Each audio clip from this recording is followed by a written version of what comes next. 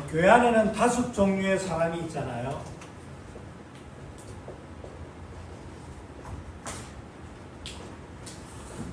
첫 번째는 교인이 있죠. 교인은 그냥 교회를 왔다 갔다 하는 사람입니다. 절을 가나 성당을 가나 교회를 가나 별로 큰 차이가 없는. 두 번째는 성도가 있습니다. 분명히 성도는 구원을 받았어요. 그런데 내가 받은 그 구원에 대한 의미, 이 구원이 가지는 가치, 이 구원이 가지는 축복에 대한 내용, 이것을 못 누리는 거죠. 그리고 세 번째, 충성된 자가 있습니다. 말씀에 반응하는 사람들이지 않습니까? 또 말씀을 들으려고 예를 씁니다. 그런데 겉모습을 보면 얼른 볼 때는 참 말씀을 받으려고 예를 쓰시네요. 참 신앙이 좋아 보여요 라고 보일지 모르지만 사실은 어느 면에서는 내가 가지고 있는 성격이, 성향이, 내가 가지고 있는 기질 자체가 종교성이 많은 사람일는지도 몰라요. 그래서 사람을 대할 때, 그래서 여러분들이 제자 사역을 할 때 저 사람이 가 있는 성격, 성향, 기질을 반드시 참고해야 돼요. 성향 자체가 열심인 사람들이 있습니다. 성격 자체가 파이팅한 사람들이 있습니다. 그리고 목사님이 이야기했습니다. 목사님, 나는 한번 기면 기회예요. 목에 칼이 들어와도 한번 기면 기회예요. 내가 한번 아니라면 아닌 거 알지? 응? 내가 말해 이래봬도 늘 그렇게. 성격, 성향, 기질이 그런 사람들이 있다니까.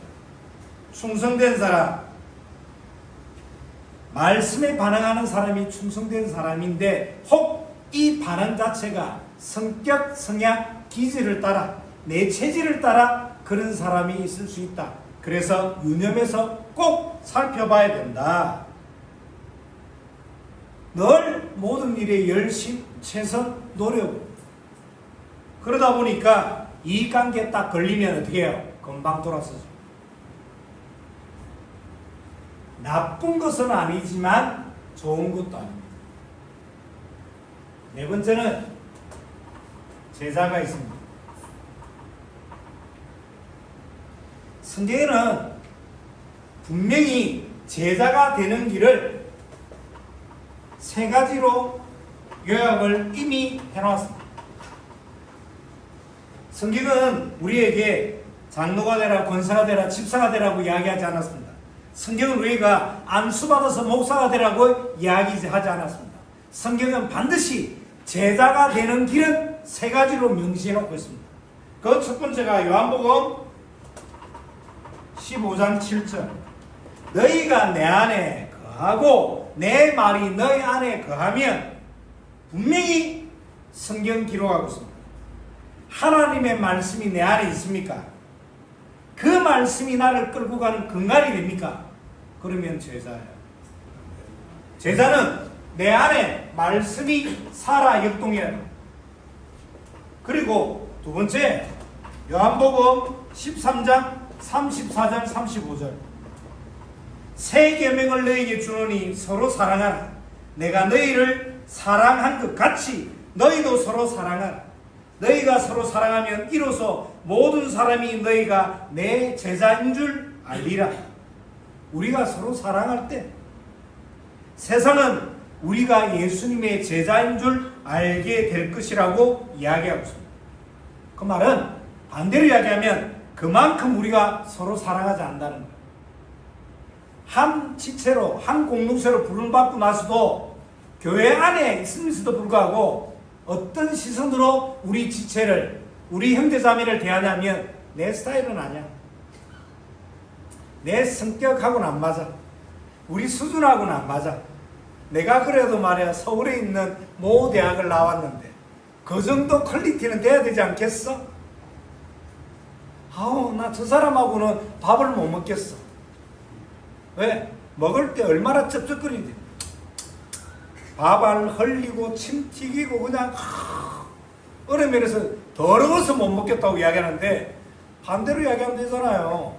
선교한다 생각하고 전도한다고 생각하세요. 우리가 노숙자들에게도 밥을 해주고 우리가 노숙자들도 끌어안고 거기다가 누가 카메라를 갖다 대고 누가 사진을 찍으면 더 끌어안잖아요. 안고 뭐 그냥 간도 설계도 다 빼줄 것처럼 하다가 자꾸 제자 하나님 말씀이 너희 안에 거하면 제자 서로 사랑할 때 수준, 스케일, 사는 집안의 형편 그거 가지고 파당을 나누고 그거 가지고 편을 나누고 그걸 가지고 수준을 재고 그걸 가지고 거리를 둔다. 제자가 아니라는 거예요. 굉장히 중요한 이야기죠. 그리고 요한복음 15장 8절에는 더 정확한 이야기를 합니다. 뭐라고요? 너희가 열매를 많이 맺으면 내 아버지께서 영광을 받으실 것이요 너희는 내 제자가 되리라. 성경에서 열매를 맺으래요. 열매는 분명하게 갈라디아서 5장 22절 23절에 성령의 열매 외에는 다른 열매를 성경은 언급한 적이 없습니다. 하나님과 나와의 관계 속에 있는 사랑, 희락, 화평, 그리고 사랑과 사랑 관계 속에 있는 화평, 오래 참은 자비, 양선, 그리고 나 자신 속에 있어야 될 그 관계 속에서 오는 깊이, 충성, 온유, 절제. 역사와 기적이 열매와 응답이 아니라 하나님과의 관계, 내 이웃과의 관계, 그리고 나와 나 자신과의 관계 속에 있어야 될 열매가 진짜 응답이라는 거예요. 보세요. 나는 돈을 1억을 벌었는데 그 1억이 나에게 사랑도, 나에게 희락도, 화평도, 오래 참음도, 자비도, 양순도, 충성도, 온유도, 절제도 가져다 주지를 못한다면 그 1억은 오히려 나에겐 독이 되는 거예요. 그 1억 때문에 오히려 하나님을 떠나게 되는 거예요. 그 1억 때문에 오히려 내 이웃을 해하게 되는 거예요. 그 1억 때문에 나 자신을, 나 스스로가 생채게 되는 거예요. 그 돈이 뭐라고? 꼭 기억하십시오. 교회 안에 마지막 5번째 사람은 뭐죠? 사명자입니다. 사명자는 어떤 사람일까요? 우리가 조금 헷갈리는 것들이 있는데 소명과 사명을 자꾸 헷갈려 하더라고요. 소명은 불렀다 이 말이에요. 그래서 영어로 calling, 하나님이 불렀다 이 말이에요. 한문으로는 부를 소 목숨명이에요. 하나님이 나를 불렀다는 것은 어느 한 일정 분야의 영역을 부른 것이 아니라 뭘 불렀다는 거예요? 나의 목숨을 불렀다는 거예요. 소명. 나를 불렀다. 부를 소 목숨명. 나의 생명을 불렀다 이 말이에요. 나의 생명을 부르셨다는 것은 그 부르심에는 뭐가 있다고요? 분명한 목적이 있는 겁니다. 그 목적을 영어로는 뭐라 그럽니까? 미션. 이 목적, 미션을 한문어로 뭐라 그러냐면 불일사, 망할, 명할, 명. 부르신 자에게서 받은 명령을 보고 사명이라는 겁니다. 사명이란 하나님께서 나를 부르셔서 그 부르심 중에 나만이 할 수 있고 나만이 해야 할 미션을 보고 사명이라는 겁니다. 하나님이 나를 부르셨고 소명, 생명을 부른 거예요. 생명을 불렀다는 것은 모든 걸 두고 불렀다는 거 아닙니까? 그 부르심 중에는 분명한 목적이 있고 그 부르심에 대한 목적이 발견되고 깨달아지는 것을 보고 사명. 그러면 이 사명이 발견된 사람은 두 가지 특징이 있더라고요. 첫 번째 특징은 뭐냐면 소명과 사명이 발견된 사람은 두 가지 특징. 첫 번째 특징이 뭐냐면 이래도 오케이 저래도 오케이예요. 이래도 좋아 저래도 좋아. 왜요? 다른 이유가 있기 때문에. 다른 이유가 있기 때문에 이것도 오케이, 저것도 오케이. 그래서 문제가 아니라는 뜻이 아니라 문제를 문제화시키지 않는 수준까지 나아가는 거예요. 이미 문제예요. 그런데 나는 문제화시키지 않습니다. 저희 가족들이 저하고 이렇게 이런저런 신앙 상담을 하잖아요. 제가 볼 때는 문제가 전혀 되지 않아요. 그런데 신앙 상담을 하시는 분들의 대부분을 보면 문제가 아닌데도 불구하고 그걸 자꾸 문제화시키는 거예요. 문제가 아니라는 거 아니에요. 문제인데 그걸 왜 자꾸 문제화시키냐고요. 문제를 허락하실 때는 답을 주셨고 그 답은 내 눈이 막히고 내 관심이 막혀있고 나의 우선순위가 딴 데 있기 때문에 발견 못되고 아직 발견치 못한 상태에 있다는 것이지, 문제는 반드시 하나님이 답도 함께 해주신다. 아멘. 답 없는 문제가 어디 있습니까? 이렇게 소명과 사명이 발견된 사람은 다른 이유가 있는 사람. 그래서 두 번째, 이 소명과 사명이 발견된 사람은 문제와 상황과 환경이 상관없는 상태 속에 있게 됩니다. 이러한 사람을 보고 사명자. 다른 이유가 있는 사람, 그 이유 때문에 다른 것은 문제가 되지 않는 사람. 그래서 문제의 환경, 상황에 속지 않는 사람을 보고 뭐라 그런다고요? 사명자. 자,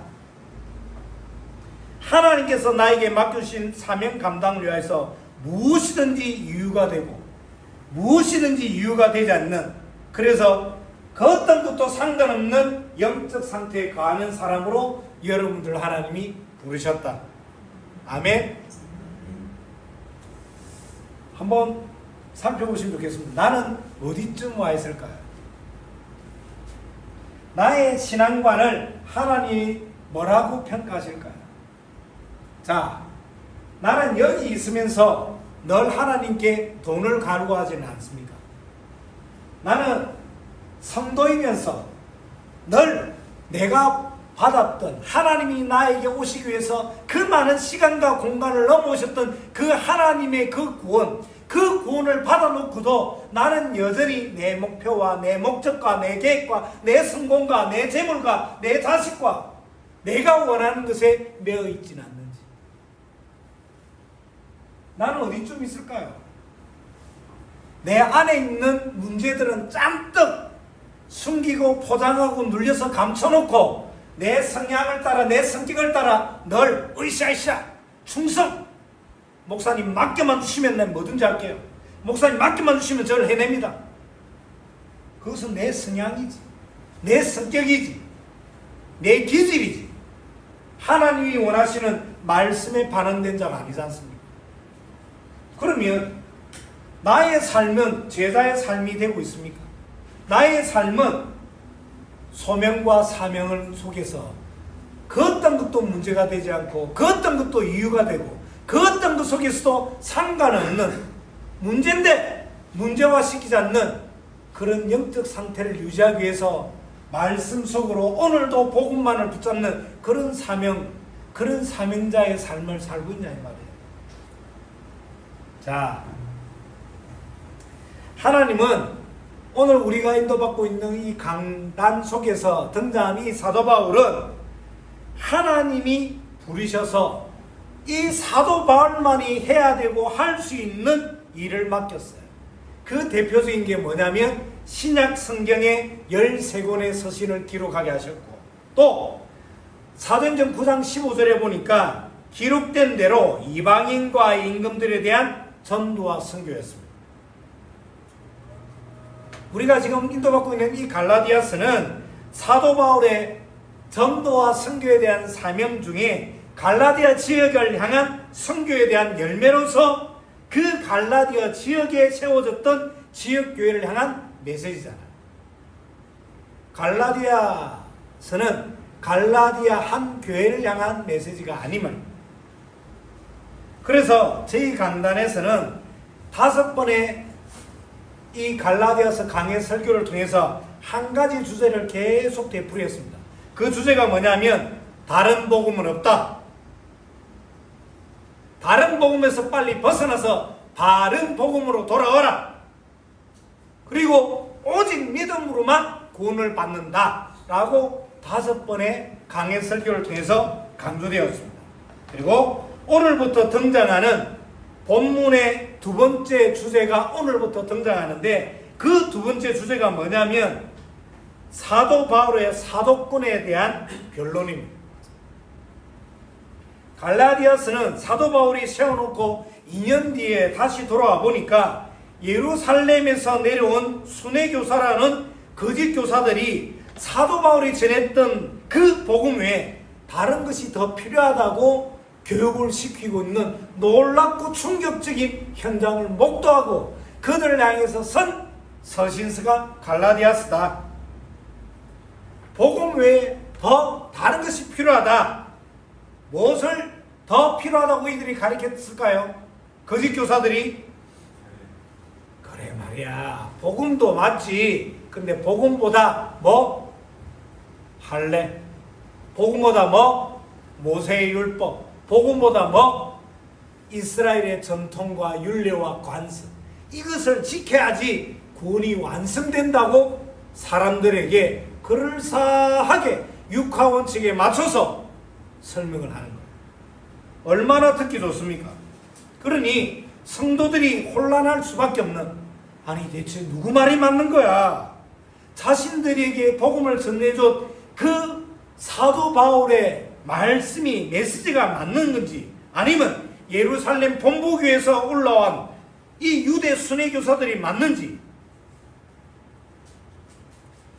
이렇게 2가지 주장이 팽배해지니 갈라디아 여러 지역에 있는 이 교회들이 갈등을 하니까 이 거짓 교사, 순회교사들이 뭘 가지고 지금 걸고 넘어졌냐면 사도 바울의 사도직은 완성된 것도 아니고 정확한 것도 아니야. 자꾸 사울의 그 사도직에 대해서 흠집을 내는 거예요. 자꾸 당시 전통적인 사도는 3가지 기준이 돼야지 사도가 되었어요. 사도는 첫 번째 뭐냐면 예수님의 3년 공생의 사역을 함께 했어야 돼요. 2번째는 예수님께서 친히 지명하여 부르시고 그리고 친히 파송하는 사람. 그리고 3번째는 뭐냐면 부활의 하나님을 만났어야 돼요. 이 3가지를 정확하게 겸해야 사도라고 명칭을 부여했습니다. 그런데 바울은 2가지는 돼요. 하나님이 지명해서 부르셔서 파송을 하셨고 부활의 하나님을 만났어요. 그런데 예수님과 3년 공생애 동안 하지 못했어요. 예수님이 십자가에 돌아가시고 난 이후에 부름을 받았기 때문에. 그래서 그걸 가지고 계속 시비를 거는 거예요. 계속. 야, 사도 바울은 사도가 아니야. 자칭 사도야. 자, 맞는 말인 것 같지만 그들의 말이 틀렸음을 증거 증명해 볼게요. 예수님의 공생의 사역을 12사도만 함께 했을까요? 아니잖아요. 사복음서에는 예수님의 공생의 3년 동안을 뭐라고 표현하냐면 수많은 무리들이 함께 했다고 했습니다. 그러면 그 수많은 무리도 다 사도겠네요? 아니잖아요. 2번째, 예수님께서 지명하여 부른 사람이 사도라고 했는데 12제자 가운데 예수님을 은 30냥에 팔았던 누구도 있어요? 가룟 유다도 있어요. 부르심을 받았다고 해서 다 사도의 역할을 수행할 리가 만무한 거예요. 3번째, 부활의 하나님을 만나요. 예수님의 부활을 고린도전서 15장 4절에서 6절, 고린도전서 15장 4절에서 6절에 보니까 4절, 장사 지낸 바 되었다가 사흘, 성경대로 사흘 만에 다시 살아나사 게바에게, 게바는 누구죠? 베드로. 베드로에게 보이시고 후에 12제자에게와 그 후에 500여 형제에게 일시에 보이셨나니 하나님의 부활 이후에 12사도와 함께 누구에게? 500여 사람에게 보였어요. 그러면 그 500의 사람들도 사도란 말이냐? 분명히 예수님의 부활을 500여 제자들과 함께 하였는데, 그런데 실제로 예수님의 마지막 명령이었던 성령이 너에게 임하시는, 다른 보혜사가 임하시는 그 약속을 믿고 전혀 기도하기에 힘쓰니라는 하나님의 마지막 명령을 전체가 모여서 합심으로 기도했던 장소가 어디냐면 마가다락방. 그런데 그 마가다락방에는 몇 명이 모이냐면 사도행전 1장 15절에 보니까 모인 무리의 수가 약 120명이더라. 하나님과 함께 부활을 목격했던 사람은 몇 명? 500여 명. 근데 마가다락방에는 몇 명이 모여요? 120명. 380명 어디 갔을까요? 부활을 목격한 사람이에요. 부활을.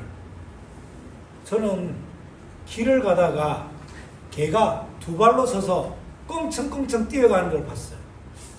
앞에 차 들이박을 뻔했습니다. 너무 놀랐어. 어쩜 개가 이렇게 두 발로 서서 꽁청꽁청 뛰어가지? 너무 놀래가지고 입이 안 다물어지는데 개가 두 발로 뛰는 것도 충격인데 분명히 사흘 전에 못 박혀 죽었던 자잖아. 분명히 사흘 전에 온 유대와 온 예루살렘이 떠들썩했던 사람이 죽었는데 그 죽었던 자가 자기 눈앞에 부활한 모습으로 창자국자 목자고 있는 그대로 나타나는데 기절 안 할 사람이 어딨어요? 그런 어마어마한 것을 보고도 380명은 어떻게 됐다고요? 각자 길을 가더라. 당시 사람들은 이 세 가지가 사도의 기준이라 그랬는데 사실은 이 기준이 맞죠. 그런데 이 기준이 진리는 아니다. 왜? 진리는 말씀밖에 없기 때문에. 이 말을 뒤집어 말하면 세상의 모든 것은 변하고 변질되고 퇴색됩니다. 세상에 영원한 게 어디 있습니까? 세상에 절대적인 게 어디 있습니까? 세상에 영원하고 절대적인 것은 하나님의 말씀밖에 없습니다. 그 말씀이 내 안에 강하면 됩니다. 그래야 하나님의 제자가 됩니다. 자, 오늘 바울은 자신의 개인적 명예를 보호하기 위하여 자신의 사도권을 변론하는 것이 아니라 자신이 증거했던 복음의 당위성을 관하여서 증가하기 위하여 갈라디아서를 통하여 지금 자신의 사도권을 증명해내는 거예요. 이런 흐름 속에서 오늘 본문을 좀 봐야 되겠습니다. 17절로 갑니다. 17절 한 절을 읽습니다. 시작.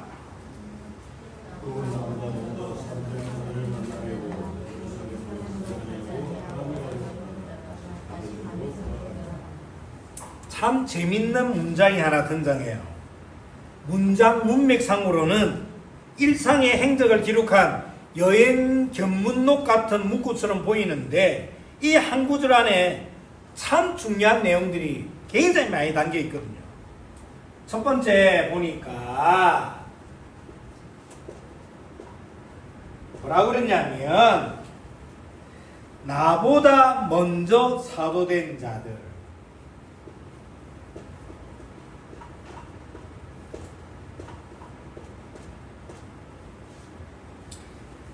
사도 바울보다 먼저 사도된 자들, 이들이 누굴까요?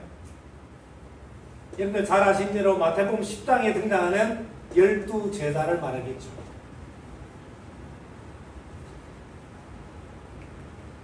그러면 사도라는 그 단어의 뜻은 뭘까요?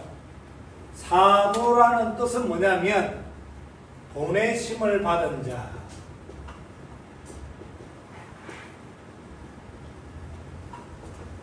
누구로부터 보냄을 받았을까요?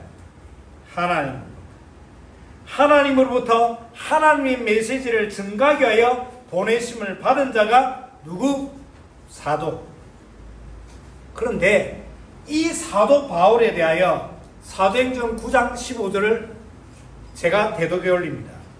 사도행전 9장 15절에 이렇게 기록되어 있습니다. 주께서 이르시되 가라, 이 사람은 내 이름을 이방인과 임금들과 이스라엘 자손들 앞에 전하기 위하여 택한 나의 거룩이라 하시니. 이 사도행전 9장에 등장하는 이 내용은 아나니아라는 다메섹에 있는 제자와 하나님이 나눈 대화를 기록한 거예요. 하나님이 아나니아에게 뭐라고 이야기하냐면, 사도 바울에 대해서 야, 네가 사도 바울에 대한 소문을 가지고 선입견과 편견으로 대하지 말고 분명히 기억을 해. 내가 지금 사도 바울을 부른 것은 이방인과 임금들과 이스라엘 자손들 앞에 하나님을 증거하고 증명하기 위해서 내가 직접 택한 그릇이야. 이렇게 기록을 하고 있는 겁니다. 하나님이 친히 지명하여 세워서 파송한 사람, 이번에 완전 부합되는 내용이죠. 그리고 사도행전 9장 3절부터 9절에 보니까 다메섹으로 사도 바울이 말을 타고 갈 때 거기에서 누굴 만납니까? 하나님을, 부활한 예수 그리스도를 만납니다. 부활하신 예수님이 직접 만나서 직접 전도한 사람이 누구? 사도 바울. 오늘 17절에서 사도 바울은 당시 사도직의 기준이 3년 공생에 지명하여 부르시, 그 다음에 부활의 하나님을 만나는 그 가운데 두 가지를 지금 정확하게 성경에서 사도 바울이 증거하고 증명해내고 있습니다. 자, 사도 바울은 세 가지 기준 가운데 벌써 두 가지를 충족한 사람이에요. 그런데 사도 바울은 사람들의 논란을 피하기 위하여 스스로 예루살렘으로 가지 않고 어디로 갔다고 지금 17절 이야기를 합니까? 아라비아로 갔다고 기록하고 있습니다. 왜 예루살렘으로 가지 않았을까요? 예루살렘에는 누가 있죠? 먼저 사도된 자, 선배 사도들이 있습니다. 우리 같으면 이 세 가지 기준 가운데 한 가지라도 되면 가서 아마 뗐을걸요. 나 세 가지 가운데 하나가 되잖아요. 나도 뭐 시켜줘? 사도 시켜줘. 그런데 사도 바울은 하나님께서 직접 선택을 했는데도 불구하고 이걸 이불로 감추려고 예를 쓰는 거예요. 왜 감출까요? 사도 바울의 사도직은 예루살렘에 있는 선배 사도들의 직분을 계승하는 차원이 아닙니다. 또 더 중요한 것은 사도 바울의 사도직은 그들의 전통으로 전수되는 것도 아니에요. 또 그들의 가르침으로 완성되는 것도 아닙니다. 사도 바울의 사도가 된 것은 계승되거나 전수되거나 가르침으로 완성되는 것이 아니라 오직 자기의 사도직은 하나님으로부터 시작하여 하나님이 완성하신다. 사도 바울의 사도직과 그 내용은 누구로부터 온 것임을 강조한 거예요? 하나님.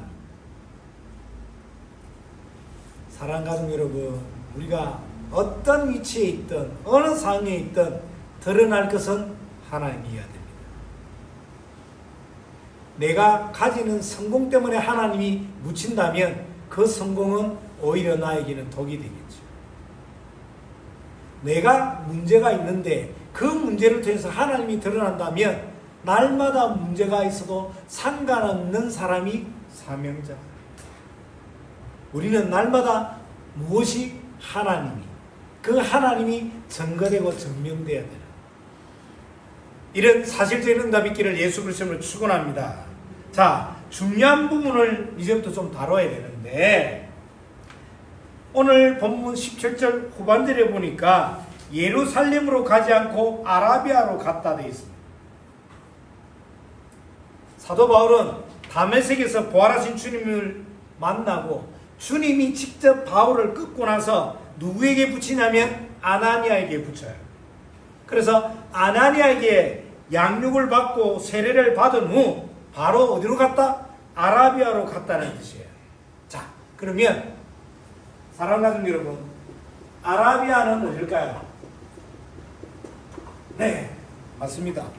여러분들 머릿속에 있는 사우디아라비아가 아니에요. 아라비아는 사우디아라비아가 아닙니다.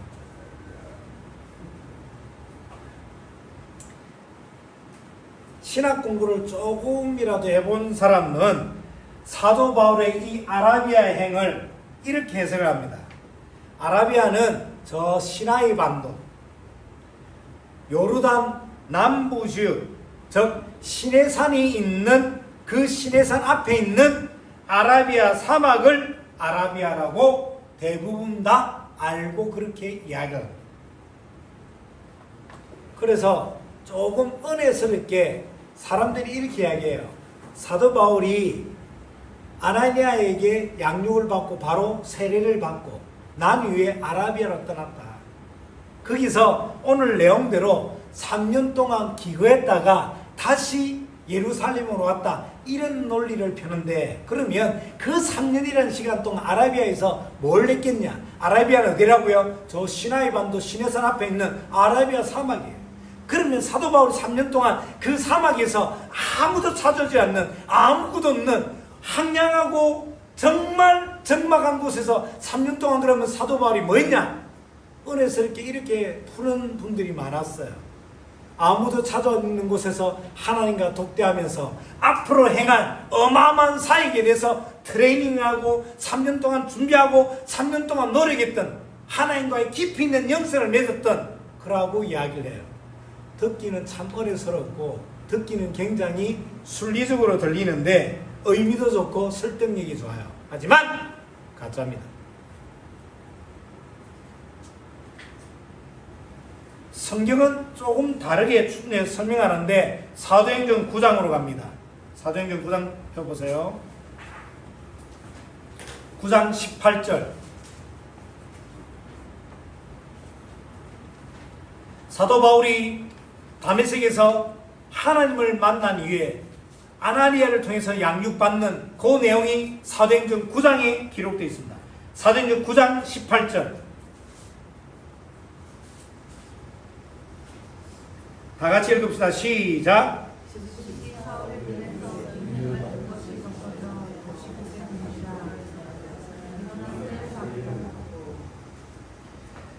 19절에 음식을 먹음에 강건하여진지라. 다메섹 도상에서 부활하신 주님을 만나고 나서 바울은 3일간 못 보고 3일간 먹지 않고 3일간 자지도 못했던 상태였어요. 그런데 17절에 보니까 아나니아가 떠나 그 집에 들어가서 그에게 안수하여 이르되, 형제 사울아, 주 곧 내가 오는 길에서 나타내셨던 예수께서 나를 보내어 너로 다시 보게 하시고 성령으로 충만케 하신다 하니. 여러분, 자신의 인생 전체를 향한 하나님의 계획이 딱 발견이 되고 남은 삶에 대한 이유가 딱 발견되고 나니까, 다시 이야기합니다. 중요하게 내 인생 전체를 향한 하나님의 계획이 발견이 되고, 그리고 나의 남은 삶에 대한 이유가,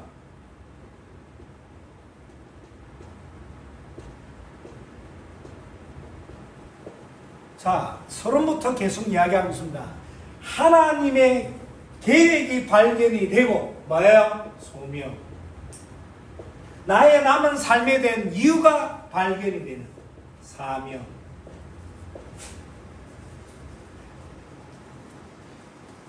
이 소명과 사명이 발견이 되니 3일 동안 먹지도 못하고 자지도 못하고 모든 것을 전폐했던 모든 것이 뭐가 되는 거예요? 발판이 되는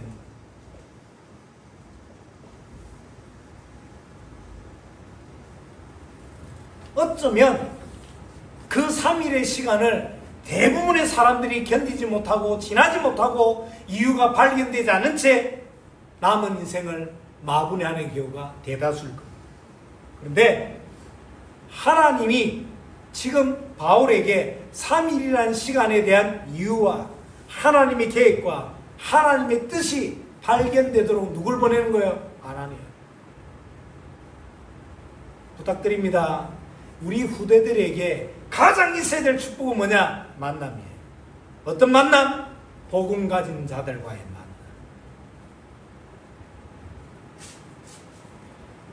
어제 저희 집 입구에 보니까 어느 청년이 거꾸로 누워 있더라고. 난간에 다리는 위에 올라와 있고 머리는 이렇게 죽은 줄 알았어요. 처음에 가까이 가니까 술 냄새가 진동을 하더라고요. 그래서 그대로 놔뒀어요. 몇 시간 뒤에 나와보니까 가고 있더라고요. 계속 이야기를 해요. 여자 이름을 부르더만 술이 이렇게 돼서 거꾸로 바뀌어서 누구 계속 이름을 불러요. 우리 후대들 잘 기억하세요. 좋은 부분 만난 것도 축복이지만 옆에 누가 있는가가 다예요. 우리 후대들에게 가장 있어야 될 축복 중의 축복, 복음의 사랑과의 만남. 바울은 하나님의 부르신 가운데 처음부터 복음적인 응답을 받았는데 누구? 아나니아. 그러면 내 옆에 누가 있어야 될까요? 사명자. 내 옆에 누가 있어야 될까요? 제자. 우리 후대들에게 누가 있어야 될까요? 사명자, 제자가. 저 멀리 캐나다에서 홀로 고군부터 하고 있는 우리 형제가 가장 받아야 될 응답이 뭐냐? 돈에 대한 응답이 아니라, 성공에 대한 응답이 아니라, 건강에 대한 응답 이전에 만남이었죠. 정말 내 옆에 아나니아 같은 자. 다시 바울은 3일이라는 짧은 시간이 아닌, 어느 면에서는 3일 동안 못 본다 생각해보세요. 3일 동안 먹지 못한다 생각해보세요. 3일 동안 보질 못한다 생각해보세요. 3일 동안 모든 걸 멈추는 그 시간이 간단한 시간이겠어요? 그런데 그 3일이라는 시간에 대한 답이 금방 딱 나와버리잖아요. 소명과 사명이 딱 발견됩니다. 이걸 보고 뭐라 그럽니까? 신분이라 그러고, 이걸 보고 뭐라 그럽니까? 권세라 그러고. 내가 누군지가 발견된 만큼 권세가. 내가 누구냐 이거요. 나는 하나님의 자녀. 나는 세계복음화의 주여.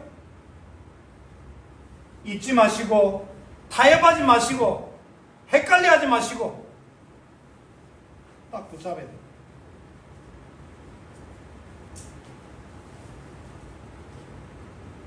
아나니아가 지금 너무너무 중요한 메시지를 던지지 않습니까? 아나니아가 떠나 그 집에 들어가서 그에게 안수하여 이르되, 형제 사울아, 주 곧 내가 오는 길에서 나타냈었던 예수께서 나를 보내어, 자신을 보냈대요. 너로 다시 보게 하시고 성령으로 충만하게 하신다 하니. 그러니 뭐였다고요? 즉시 눈에 뭐 같은 것들이? 비늘 같은 것들. 나를 끌고 가고 있던 뭐요? 돈 중심, 물질 중심, 성공 중심, 내 안에 있는 타락된 불신앙, 신앙생활을 하는데 죄와 병행되었던 그 비늘 같은 것이 벗겨지니, 떨어지니,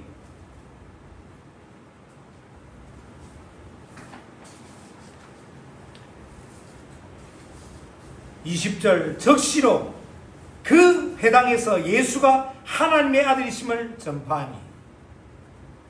아나니아가 안수하고 뭘 줍니까? 세례를 주잖아요. 세례를 받고 나서 바울은 먹고 강건해집니다. 먹어야 될 이유가 발견되어지고 봐야 될 이유가 발견되어지니 회복이 급속도로 빨라져요. 그래서 신학의 회차가, 연수가 중요한 것이 아니라 이유가 발견되는 게 너무너무 중요하다. 세례는 과거의 자신을 죽이는 믿음의 행위이자 물로 씻음을 의미합니다. 그리고 다시 태어남을 의미합니다. 다시 태어난 바울이 처음으로 한 일이 뭐라고요? 20절 적시로 각 회당에서 예수가 하나님의 아들이심을 전파하니. 앞에서 언급되었던 아라비아의 3년의 시간과 지금 충돌되잖아요. 그러면서 23절 다마섹에서 여러 날이 지나매 원문에 보니까 이 여러 날을 뭐라고 기록했냐면 많은 날이라고 기록되어 있습니다. 많은 날이라는 단어는 히브리인들의 시간을 설명하는 관용법이잖아요. 그러면 이 기준으로 볼 때 많은 날은 최소 2년을 의미합니다. 사도행전 9장에 따르면 사도 바울은 최소 2년 이상을 다메섹에서 복음을 전파하고 살았다는 결론이다. 그럼 목사님, 성경에 오류가 있습니까? 지금 같다고 이야기했지 않습니까? 자, 우리 갈라디아서 1장 17절로 다시 돌아가 봅시다.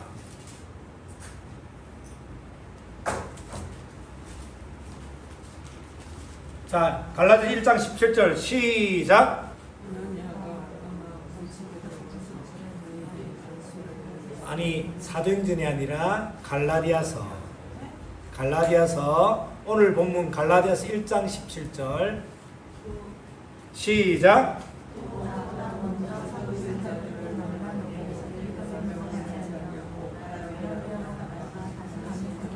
아라비아로 갔다가 다시 다메섹으로 돌아갔노니. 출발지가 어디예요? 다메섹. 목적지가 어디예요? 아라비아. 그 아라비아에서 다시 돌아오는 최종 도착지가 어디예요? 다메섹.